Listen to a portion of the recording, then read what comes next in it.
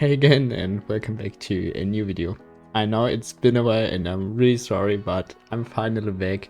There will be a channel update in the end of the video, but for now the important thing is that I'm back and enjoy the upcoming video. So I remember when I started playing the game, I had no idea about the item store in general. I didn't even know that you can buy items because I still had the auto purchase enabled and I didn't know how to turn it off or that you even can turn it off.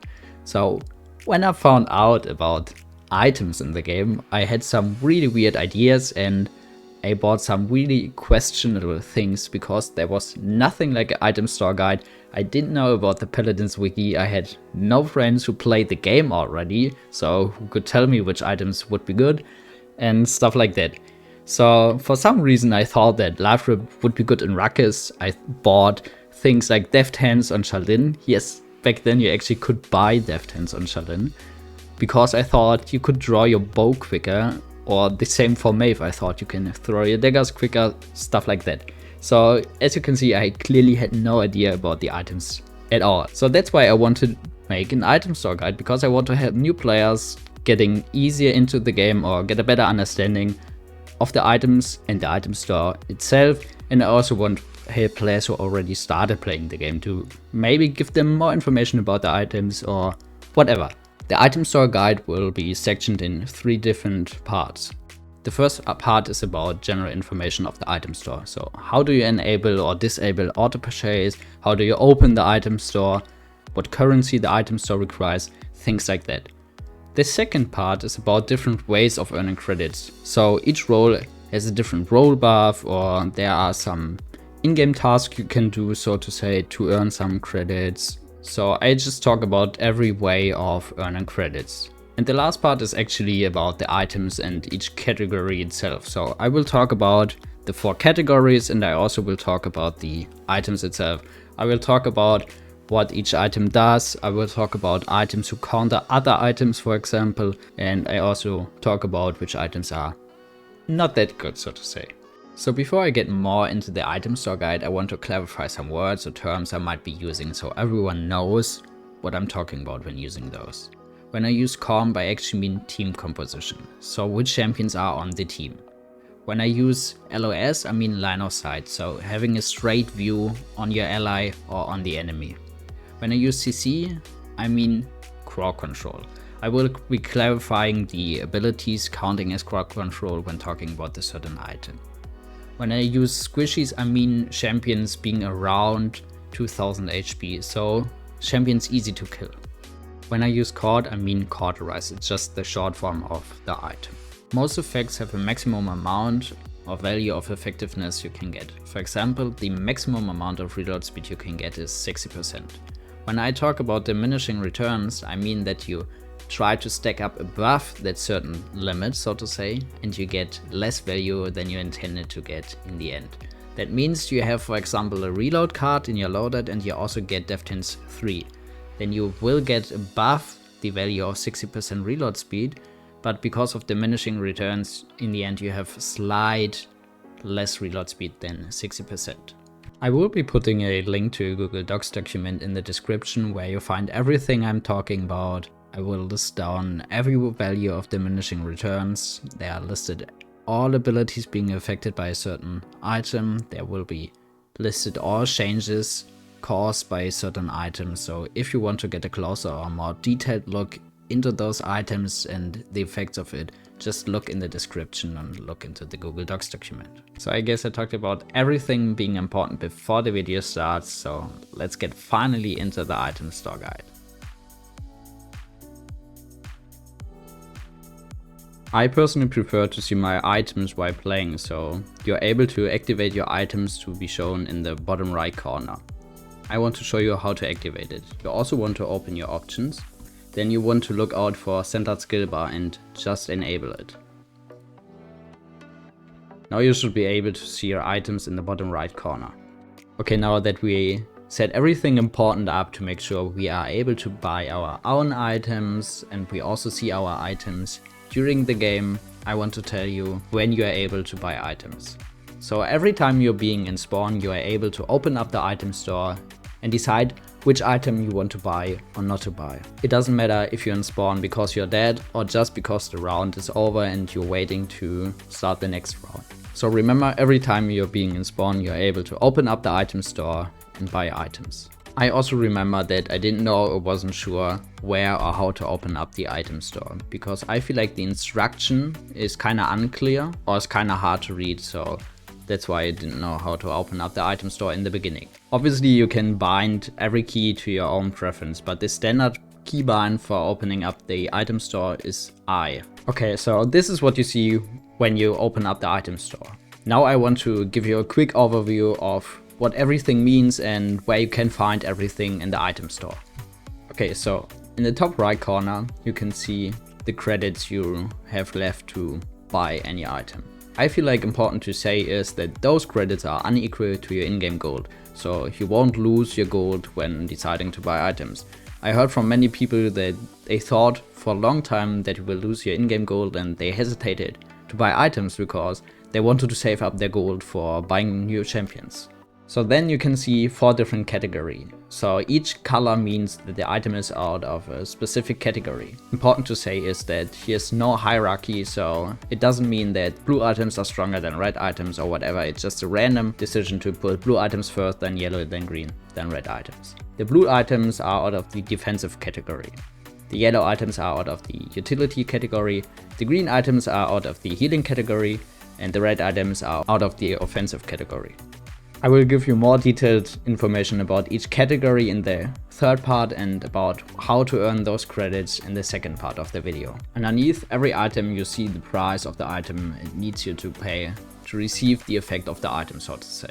If you're not sure what any item does, then you can just click once on the item and get a quick overview of the effect of the item. For example, for Haven, reduce the damage you take from direct and area of effect attacks by 6% for level 1. There are 2 different ways of buying items. In the end it doesn't matter, it's just the personal preference what you prefer to use. You either can just click the button with the price on it, so you now can see in the bottom right corner that I bought Chronos 1.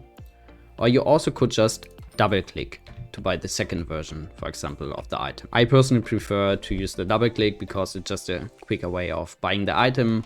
Plus I know already what each item does and the values of each item, so I don't have to read it, so it's just quicker for me to, for example, open the item store now that I want to buy Chronos 3 and just close it again. As you can see in the bottom right corner, the maximum amount of items you can stack up is 4. So you're only able to buy 4 items, so sometimes you really have to think about which item might be the best item to use. While stacking up your items, it doesn't matter if you prefer items from the same category. So as you can see now, I only bought yellow items, or if I want to buy an item in each category. If you maybe misclicked and bought the wrong item, you can undo the purchase in the bottom right corner, but only until you close the item store. If you buy the wrong item, close the item store and try to undo it, you can't. So as you can see here, you are able to upgrade every item twice and also increase the effectiveness of the item. The price will be doubled or tripled depending on which rank you buy of the item. Now that I gave a quick overview over the item store, I want to tell you how to earn those credits and what different ways you have of earning those credits during the game. So as I said already, the currency of the item store are credits. And maybe important to add is that the credits you've earned through a match or during the match will be reset after every match ended. But how do we earn those credits? What can we do to maybe earn more credits, earn credits faster, stuff like that? And this is what the second part of the video is about. So before we start playing the game, we already have 450 credits. So every player starts the match with 450 credits to be able to buy some items at least before the game starts. So first of all, if you want to know when you're earning new credits or what for you're earning credits, you can just look in the middle of your screen because there will pop up when and what for you're earning new credits. Another reason why I prefer to see my items in the bottom right corner is because left to the items I can see the whole amount of credits I have currently. So I don't have to open up the scoreboard or the item store when being in spawn to see how many credits I have. I can just look or throw a quick view in the bottom right corner to know how many credits I have and already know in my head if it's possible for me to buy a new item, so to say. So it's just to save some time. Okay, so now to the main topic of the second part of the video. How can we earn credits, what can we do to earn credits quicker, and what we want to pay attention to when playing a specific role. So the easiest way to earn credits is just waiting. I mean, no one's really waiting, but just by letting time passing by. Because for each second passed in a siege match, every player will gain 1 credit. And in TDM or own-sort matches, you will get 5 credits for each second passed. So I'm sure no one is really waiting to earn credits because everyone is doing something, but sometimes it might be better to maybe stay in spawn for the next 2 seconds to get the missing 2 credits to finish up your favorite item. But waiting is obviously not all we can do to earn credits. I mean, that would be kinda boring, wouldn't it? There are obviously other things we can do to get more credits or earn credits quicker, or things we can just try to focus on to get that credit, so to say. I mean, there are in-game tasks you need to perform, and those tasks aren't really hard or challenging. You just need to play the game to earn extra credits, so to say. And as I said earlier, there are also role buffs. So for role buffs, you just need to do that one thing requiring to be done as your role, so to say. I mean, only in theory, but at least you will get the role buff. So we all know getting flamed as a support for not healing or the VHS spamming because our team is just, I don't know, disrespectful and just want to give us a slight hint that we are not performing our role buff tasks, so to say. Supports will gain 100% more credits for healing a certain amount of HP.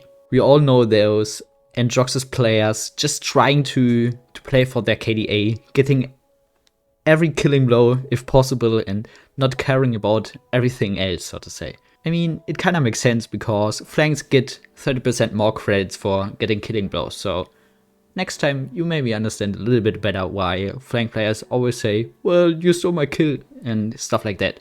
We also know those Vic players trying to shoot every bullet into the tank and not caring about anything else. I mean, it also makes kinda sense because the role buff of damage players is the damage players will receive 100% more credits for dealing a certain amount of damage. And what is the task of tanks? I mean, we all know getting flamed by our team for not staying on the point because that's what you're supposed to do. You're the front line, so you have to stay on the point. I mean, they are not wrong, not entirely, because tank players will get 100% additional credits for staying on the point and capturing the objective, so to say. I will be talking more detailed about the role buffs and a certain amount of HP needing to be healed, stuff like that when talking about the in-game tasks.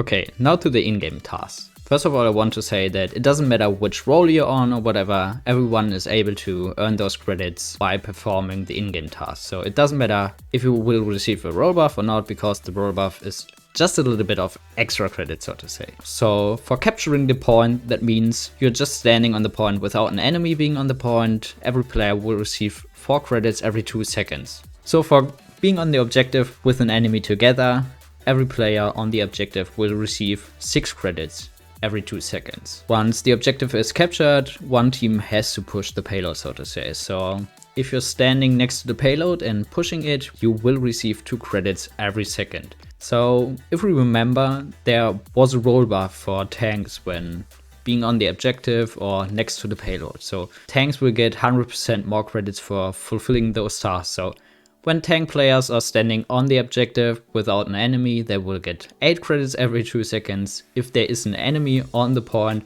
they will get 12 credits every 2 seconds. And if they're pushing the payload, they will get 4 credits every second for pushing the payload, so to say. Okay, now to the next task. The next task is a little bit different because you don't have to do something directly. When one team captures the point, so gains 100% of capture progress, so to say, everyone on the team will get 300 credits. And it doesn't matter if you're on the point capturing the objective or if you're just in spawn because you were dead or whatever. So everyone on the team capturing the objective will get 300 credits. Another thing being important to say about it is that this can occur every round again. So it's not like you have to capture the first objective to gain 300 credits. So it is possible to earn 300 credits the first round, then the second round, and the last round as well, so to say. So if you look at the prices in the item store, you will see that 300 credits is already a lot of credits. So you're able to buy a whole new item, so to say, at least the first rank of it. So that's why you don't want to throw the first point or whatever and just say, well, the first point is lost anyway, I don't want to touch or stuff like that, because it is really good to gain these 300 extra credits. That's why you maybe want to invest a little bit more to make sure you will capture all objectives if possible. So then there are more aggressive tasks where you actually have to do something to get your credits and be aggressive, so to say. So for dealing 6000 damage, you will get 20 credits. Remember that there's a row buff, so the damage row will get 40 credits for dealing 6000 damage. So then there are a little bit more special tasks like killing blows, because for killing blows and also getting eliminations, therefore the kill streak of your enemy is important. So for getting a killing blow, you will get 30 credits plus 10 times their kill streak. So for example, your enemy was on a 15 kill streak, then you will get 30 credits plus 10 times 15, so 180 credits. Remember, there's the row buff for the flank, so the flank will get 30% more credits. So if we just take the same example, the flank champion will get 39 credits plus 10 times 15, that means 189 credits for the flank champ.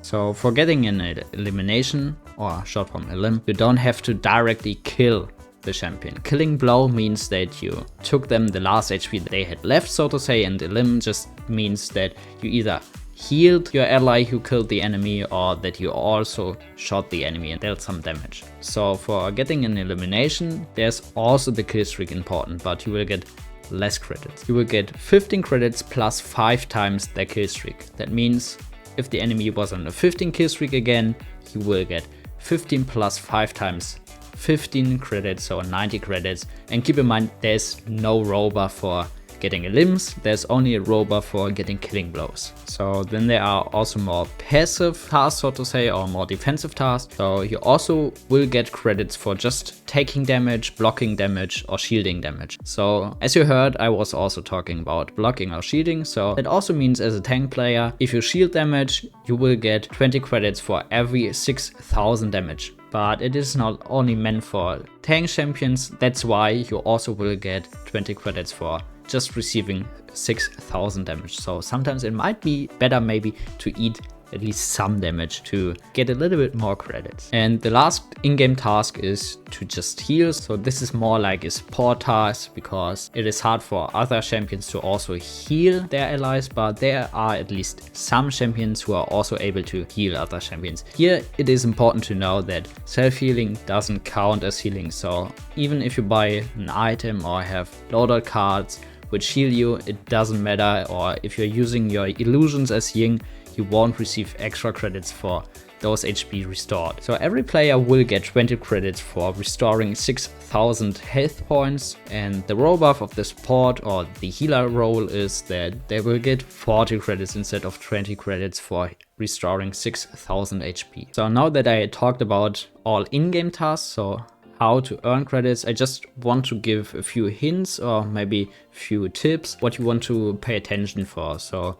keep in mind, it is always good to stay near the objective if you want to get a little bit more credits, but don't focus too much on staying on the point when you're not a tank or a support, because support players are also easy to stay on the point. Then sometimes it might be okay to get some damage, because you in the first place will get credits for eating damage, and your support will also get credits and ult charge for healing you. So sometimes it's better to don't use your own self-heal and just go to your support and let your support heal you, because they also will get credits and ult charge for healing you. And obviously it is okay for damage champions to deal damage, but don't be that easy-minded or whatever to just try to get out as much damage as possible, because there are obviously other tasks you want to focus on. And it is not only the credits you want to gain or the role buff you want to perform or whatever, you just want to play around with your team. So don't focus too much on earning those credits and performing those tasks. Okay, now after I talked about how to open the item store, how to buy items, how to earn credits, and how to perform better on your row, so to say, I want to talk about the items itself. So what each item does, what each item is good for, which items get countered by another item and stuff like that. So let's start with the third part. Just a quick reminder that everything I said already is in the Google Docs document, and there's also listed every champion who has some kind of heal to maybe get a little bit more credits for healing, and the following things I will be saying are also in the Google Docs document. Okay, now to the third part of the video, where I talk about every category and also about every item in detail. Just as a quick info, I will show the picture of the item, then the price, and then the value of effect for each level of the item. Okay, so the first category, as we know, is the blue category, the defensive category. The items in the blue category help you to survive a little bit longer, so they make it harder for the enemy to kill you. The first blue item is Illuminate, and Illuminate helps you basically to see invisible champions a little bit earlier. You know, when you're coming close to an invisible champion, you see a reddish outline, and Illuminate just helps you to see that reddish outline a little bit earlier. Illuminate obviously only helps when those champions are using their ability, but if you're wondering who are those champions having invisibility abilities, then it's pretty easy, because Hyris or Evil Mojo kept a straight line with naming their champions, and every champion starting with the letter S has an ability which helps them to be invisible for at least some time. So counter champions are Skye, Strix, Charlene, Ceres or Sadi. Important to know is that Illuminate doesn't work against ults or abilities affecting your vision, like Strix Flashbang or Mave's Midnight or Octavia's Distortion Field. It only helps you to see invisible champions earlier, and neither does it help you to see through walls or have a bigger view or whatever. Before you randomly start buying the item Illuminate, just take a second and look at the enemy team comp, so question yourself whether there is an invisible champion on the enemy team or not. I would say there are two different situations where I want to consider buying Illuminate. The first situation is a little bit of a passive or defensive situation, when you're getting flanked by Skye all the time, or killed by Charlene when he's ulting, or Sadi is just annoying you because she's always invisible and shooting you. Then you could buy Illuminate to see those champions earlier and know where they're going, if they want to attack you or not. And the second situation is when you want to play aggressive, when you want to finish up the kill on Strix, when you want to see Skye earlier to attack her and protect your support or your tank or whatever. So the first situation is defensive, more used as support or tank, and the second situation is like the offensive situation, where you actually want to chase the invisible champions as a flank or damage dealer. Okay, now I want to talk about a really important item, about resilience. I kind of feel like you could buy resilience every game without even looking at the team comp, because there's a lot of CC in basically every game or almost every game. Resilience helps you to reduce the duration and effectiveness of crowd control. But what is crowd control? What is CC? So we basically have two different kinds of CC in the game. We have heavy CC, that is stuns, fear, cripple, making you unable to use your movement ability, silence, which makes you unable to use any ability, even ults, roots, forcing you to standing still but still being able to shoot, and banish. And then we have light CC, that is knockback, knock up or slow. Whereas slow counts as a debuff, to be completely honest, because it debuffs your movement speed, but slow gets also countered by resilience. Resilience basically helps you to reduce the duration and or effectiveness of such abilities. That means you're stunned for a shorter duration, the slow isn't that effective, stuff like that. But keep in mind there are also abilities having a minimum duration, so Resilience 3 gets useless against such abilities as Pip, Moji, Atlas, Mave ult, or when Beck is playing Ensnare, the slow of his net shot. Also important to know is that Resilience doesn't help against revealing abilities, such as Tyra's Hunter's Mark, Cassie's Scout, Vivian's Sensor Jones. Furthermore, there are abilities counting as CC but can't get reduced or countered by Resilience because it's just a short effect, so to say, and Resilience helps you to reduce effects over time. Abilities counting as CC but can't get countered are Makor's Stretch Anchor, Talos True Power, Yagoroth's Devourer, or Zin's Spite. But when do we want to buy Resilience? I personally buy Resilience when there's a lot of heavy CC on the enemy team. That means a lot of stuns, cripples, or silences. But I also buy Resilience when I'm playing point tank, because the point tank really needs to stay alive, and most point tanks get countered by stuns or something like that. If the enemy team only has light CC, so knockbacks with Ashe or slows with Tiberius or knockups as Bounce House Bug, then I probably won't get CC. It depends on how annoying it really is. But mostly I get Resilience when there's a lot of heavy CC, when multiple players having CC on the enemy team, or there's a champion having many options of applying CC. Champions where I definitely want to get Resilience are Pip, especially Damage Pip, Atlas, Aldamba, or Bomb King. As you can see, it is really easy for the enemy team to counter CC by only one item. So this is also a reason why you want to pay attention to your own team comp. Try to don't get too much CC or too many champions applying CC, because then it is really easy for the enemy team to counter your whole team comp. The next item is Guardian, and Guardian only helps one class, tanks, especially shield tanks, or only shield tanks, because Guardian helps you to increase the effectiveness of your shields. I know that might sound a little bit weird, but it basically means you can increase the maximum HP of your shield. You might be wondering, well, there are also loadout cards I could use to give myself a shield, like Imani can get herself a shield, Fura can apply shields to her allies she's healing, Dredge can get a shield. Yes, you're completely right, but Guardian sadly only helps real shields, so to say, so only shield tanks to increase the effectiveness of their shields, and doesn't work on such loader cards.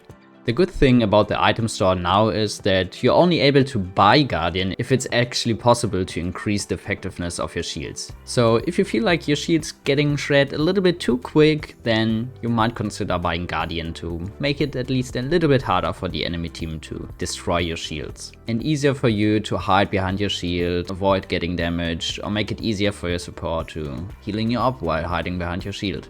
Okay, let's finish up the blue category, the defensive category, with the last blue item, Haven.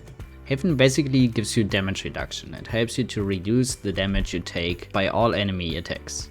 To give you an example to maybe make it a little bit easier to understand, it basically means that if Shalin shoots you with a fully drawn bow shot, which usually would deal 1000 damage, you would only get damage by 940 for Haven level 1, 880 for Haven level 2, and 820 Haven level 3. The great thing now after they invented Guardian is that Haven basically helps you against everything, so you don't have to think about direct damage or area damage. Even better is that it also stacks up with your loader cards. So imagine you're playing Dumba using Possession, that means you have damage reduction while healing your ally with your right click, with your Mending Spirits. So you can stack up all your damage reduction to be as tanky as possible. Make it harder for the enemy to kill you. So as you see, this item sounds really strong, and it really is. The only disadvantage of it is that it is really expensive, so you have to spend a lot of credits for a lot of value, so to say. So when do we want to buy Haven? I personally would say you could buy Haven at any time. I mean, there are some items on certain roles you definitely want to get earlier, but Haven is such a good item that nobody would blame you for buying Haven. The disadvantage, as I said earlier, is that it is really expensive, so you probably won't have enough credits to actually buy it, or you would need to sacrifice another item to actually buy Haven. So now that I finished the blue category, I just want to give you a quick summary of it. The important thing about the blue category is that 2 items of them are more or less situational. Guardian is only available to buy if you're playing a shield tank, and for Illuminate you actually have to look at the enemy team comp, because you're able to buy Illuminate at any time, but you might waste your credits on an item which doesn't have any effect on the enemy team. The other 2 items of the category, Resilience and Haven, are pretty strong for the game, because you basically make it harder for the enemy team to kill you with Haven because you have damage reduction, and you will make their CC kind of useless if buying Resilience. So if you feel like you die a little bit too quickly, or the enemy team has it a little bit too easy to finish up the kills on you when getting CC'd, you either want to get Haven or Resilience. Remember that Resilience is almost a must buy on tanks, could consider it a must buy on supports, because both roles want to stay alive as long as possible. It is also really common to get Resilience on most flanks or damagers, because they probably will get CC'd a lot by tanks or supports defending themselves. So if you want to make it harder for the enemy team to kill you, you might consider getting a blue item. Okay, let's start the yellow category, the utility category. This category basically helps you to improve the abilities you already have in your kit. So it just makes all your abilities a little bit stronger with a certain item, so to say. The first item is Nimble. And Nimble helps you to be a little bit quicker because you will get a increased movement speed when buying Nimble. Because this is such an important item to make terminals work, I want to get this off my chest just in the beginning. Nimble is a must buy on term, otherwise it is way too hard for you to actually make him work. There are obviously a lot of options or situations where you want to get Nimble, but the most important one in my opinion is to get Nimble on supports, because it is easier for you to get around the map quicker, to heal all your teammates, or to run away quicker when getting pushed. Another role where you want to get Nimble is the flank role, because it is way easier for you to finish up kills when an enemy is running away with 1 HP, or to chase that support who already bought Nimble 3. It obviously is always good to have an advantage in a 1v1 to have more movement speed, so you could buy Nimble on every role, but as I said, I think on support on flank is the most common one to get Nimble. Another great thing is that it actually stacks up with a loadout card, so you could get movement speed in your loadout and also get Nimble to stack it up. As I said earlier when I was talking about CC, slow counts as debuffs because it reduces the movement speed you have. So to counter slows you also could buy Nimble, because Nimble helps you to improve or increase your movement speed you have. That means it counters any kind of movement speed reduction or slow, such as Pip's Explosive Flask, Dredge Harpoon or Bug's Netshot. The next item in the yellow category is Master Riding, and Master Riding grants you increased movement speed on your mount. There are also some maps where Master Riding is a must buy, such as Ice Mines, otherwise you won't be able to touch in time or touch a second time.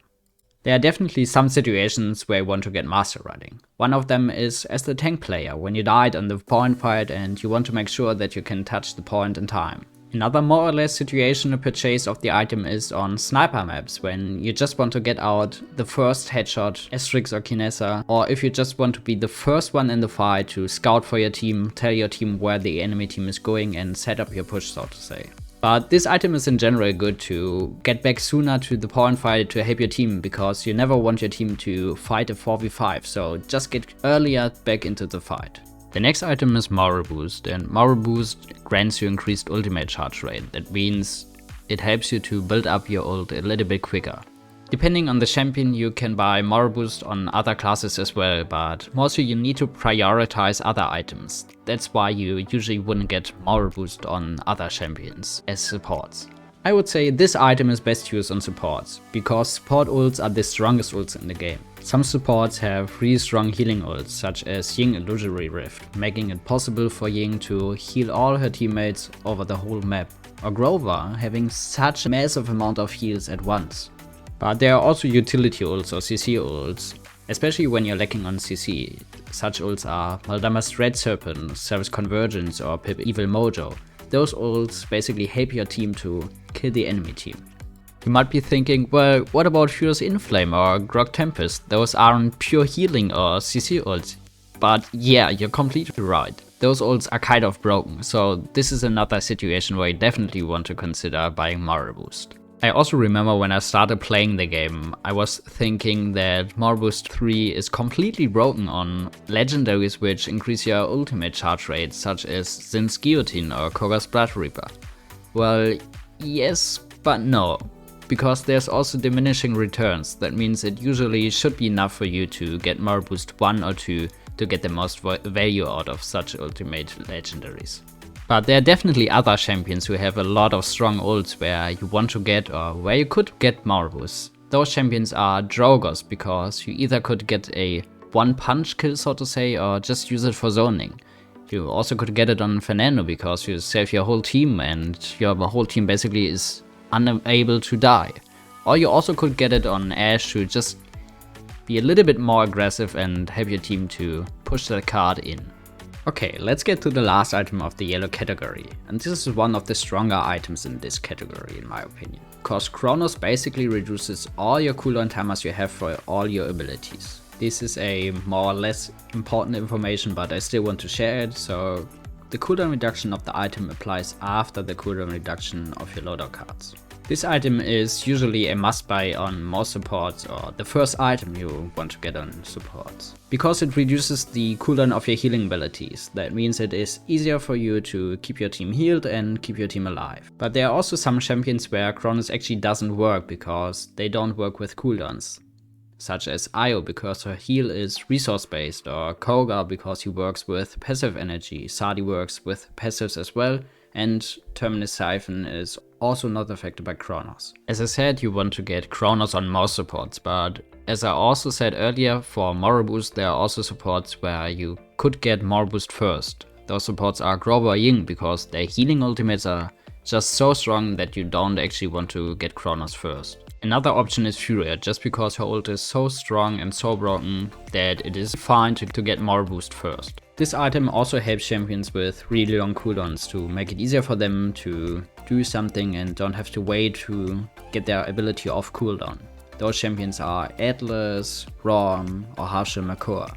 I mean, in theory this item sounds really strong, and it really is, but mostly it is not really worth it to buy it for other classes or other champions, because it is really expensive and you definitely want to prioritize other items first. So to summarize the yellow category, I would say that this category is basically made for the support class because it helps to increase the effectiveness of their whole kit. But in general, I would say you can't do anything wrong with buying yellow items. I mean, you definitely want to prioritize other items first, but it is not terrible to buy yellow items. Okay, let's get into the next category, the green category, which is actually the healing category. So that means it helps you to get more heals or just to generate some heals, things like that. The first item in the green category, and in my opinion the best item in the green category, is Rejuvenate. It also is a little bit underestimated in my opinion. It used to be way stronger than it is currently, but it is still a good item to buy. It basically grants you more healing without doing anything, you only have to buy the item. That means if you get healed by Pip's potion for usually 1000 HP, then with Rejuvenate level 1 you would receive 1060, level 2 1120, and level 3 1180. So as you can see, it is pretty nice to receive more heals for just buying one item. It makes it way easier for your support to heal you full HP in less time, and your support also saves some resources, because with the same amount of resources he can heal you for more HP. You also help your support to get more credits. As you remember, there's a role buff that supports when healing 6000 HP they will get more credits. You also grant them a little bit more ult charge, because of more heals in less time. One reason why I love this item so much is because it helps you to get more heals even though you're affected by Cauterize 3. I will talk about Cauterize later on, but just keep in mind that this is the actual counter to Cauterize. But when do we want to buy Rejuvenate, or on which roles we want to buy Rejuvenate? I personally love buying Rejuvenate on tanks who has loader cards which increase the healing they receive by others when being below 50% of their maximum HP. Some tanks where I actually love this card on is Makor, Fernando, or Khan. But tank isn't the only class having loader cards which increase the healing they receive when they are below 50% of their maximum HP. Another example is Pip or Moji. You also could use this loader card on Damage Meldumber, which is the strongest of all increased healing cards. The reason why I talk about those champions and those cards is because it actually stacks up with Rejuvenate, so you can get on a way higher level when having those cards and Rejuvenate, so it is even more easier for your support to heal you full HP.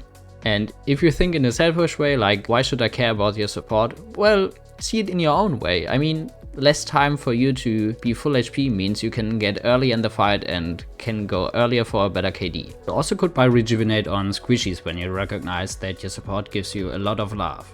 Keep in mind that the item only works when you receive heals by another actual player, so that means it doesn't work on Ying and her own illusions, Io and Lifelink Luna, or Corvus and his own lifesteal card. Let's get to the next item in the green category, which is Kill to Heal, and in my opinion it rather should be Elimination to Heal, because it doesn't matter if you kill someone or only get an elim. When buying this item you will get healed for 300, 600 or 900 HP upfront after getting an elimination. But keep in mind this item is also affected by Cauterize. In my opinion, this item isn't that good, but it is possible to buy this item on flanks or damage champions when being ignored by their support and you still want to be more in the fight and don't want to wait for that out of combat heal. You obviously also could buy it on other champions, but I remember when I started the game I thought this item is pretty good and always bought this item also in supports, because on supports you will get a lot of limbs, but in the end it is not that great as you might think. Because you kinda waste your credits on some heal being also affected by Cauterize.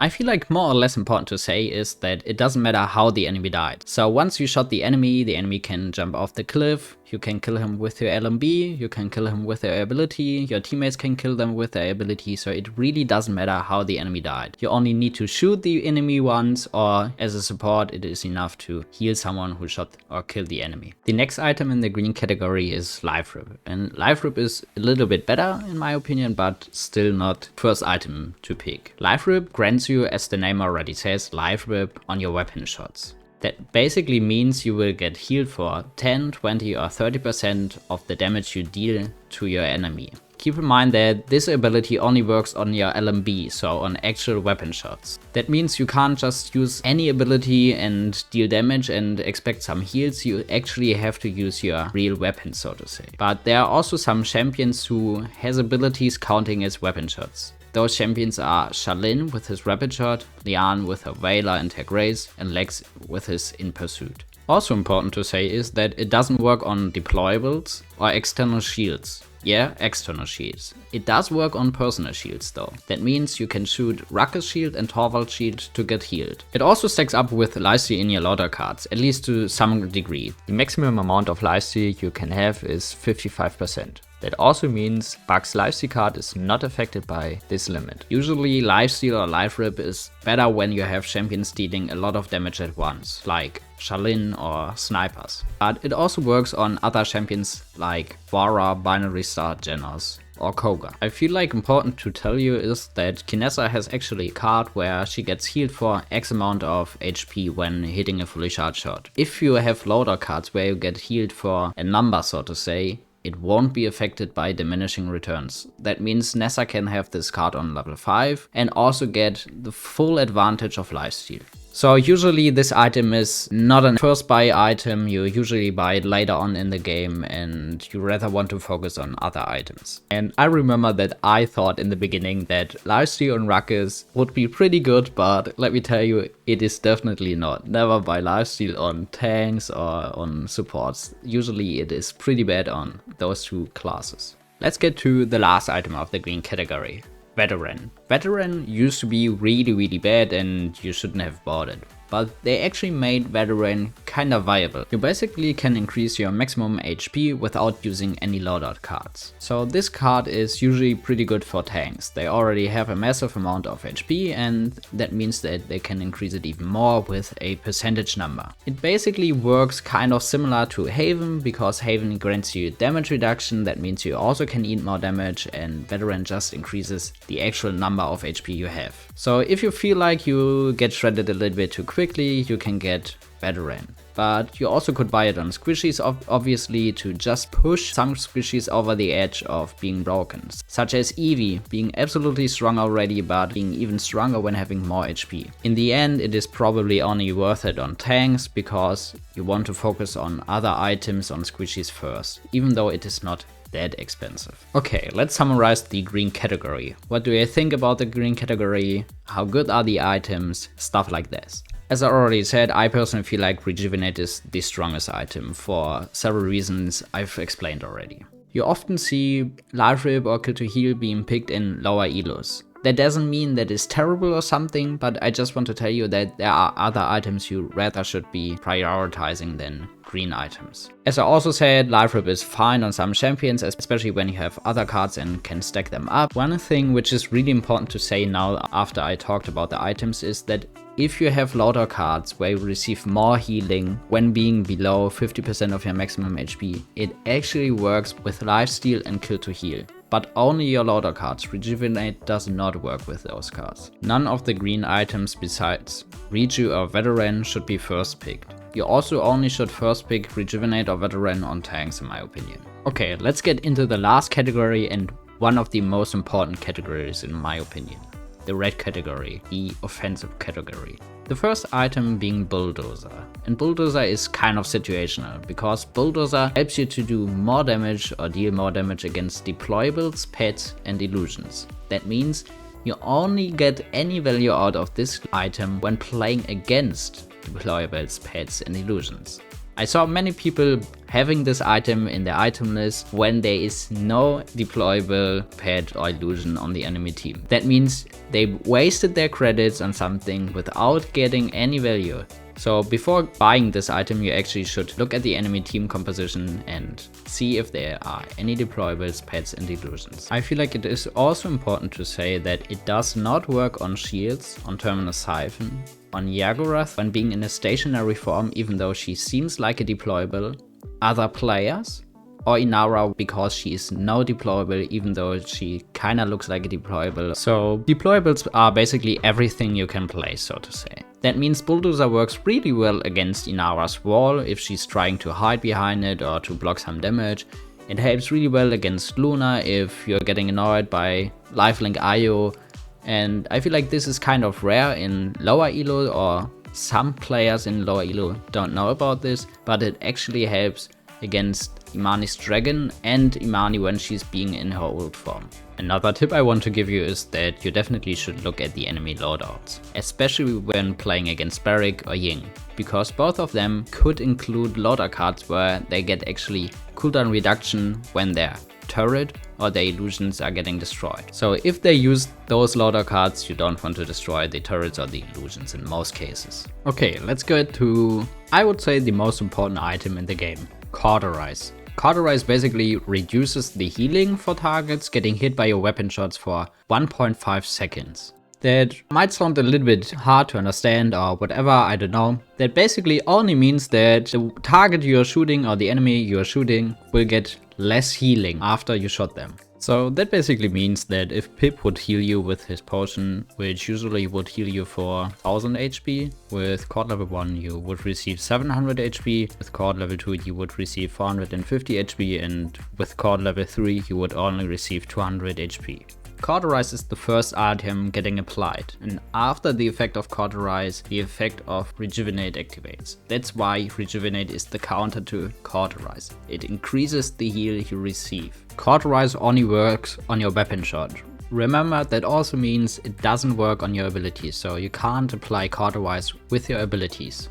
Keep in mind again, there are some champions where their abilities count as weapon shots, such as Shalin or Lian, as I said earlier on, when I was talking about lifesteal. I remember when I started playing the game that I thought I could stack up the levels of Cauterize when I hit a player again, but this is entirely wrong. The effect of Cauterize only refreshes whenever you hit the same player again, within 1.5 seconds. It also only applies the highest level of Cauterize when multiple players out of your team are shooting the same enemy at once.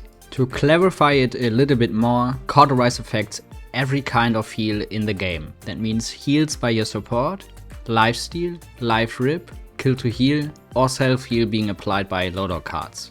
I would say Cauterize is almost a must-have for all champions besides supports, or all roles besides support champions. As I said earlier on, you definitely could prioritize other items first on other roles. That being tank, buying Rejuvenate or Veteran, or Chronos on Atlas or Raw. Usually you wouldn't buy Cauterize on supports, because supports kinda focus on healing and not on dealing damage or applying Cauterize. But nowadays, where we have a lot of damage supports, you also could consider buying Cauterize on aggressive supports or damage supports. And an aggressive support who is also good at healing is, for example, Furia.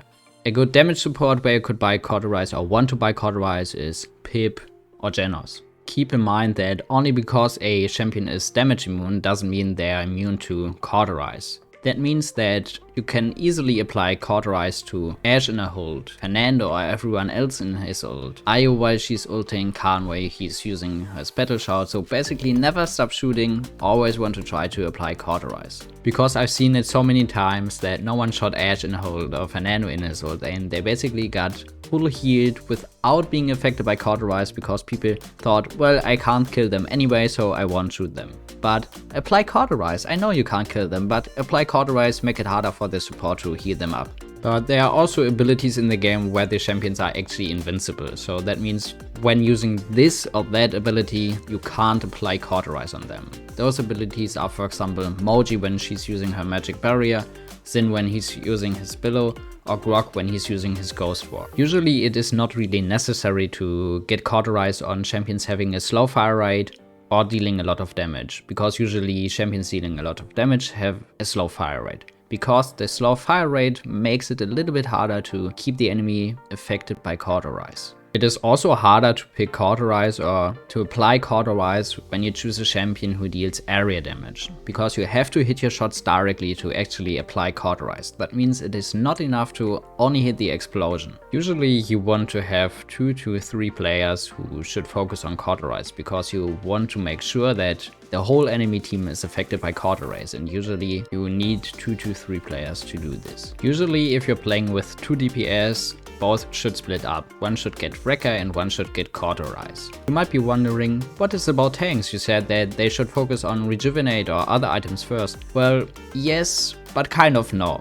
I mean, it is definitely fine to buy Cauterize first on tanks. I usually prefer to buy Cauterize as first item because it just makes it a little bit easier for me to kill the enemy, or also makes it easier for my whole team to kill the enemy. And afterwards I would get Rejuvenate or Veteran. It just depends on your personal preference what you prefer to get first as an item. As important it was for me to tell you that you should always get Nimble on Terminus, it is also really important for me to tell you that you usually wouldn't buy or never buy Cauterize on Terminus, because you only apply Cauterize with your X and usually deal even more damage with your Calamity Blast, or it is kind of rare that you hit your X. The next item is Deft Hands, and Deft Hands increases your reload speed. That means you need less time to reload your weapon. You probably remember that I told you in the beginning that I used to buy Deft Hands on Shaolin or Maeve because I thought it would increase the fire rate, but this is definitely not true. And I mean, now you could say, well, I can't even buy Deft Hands on Shaolin. Yes, but you could buy Deft Hands on Strix and could think that you increase the fire rate, but as I said, it only affects the reload speed, not the fire rate of the champions.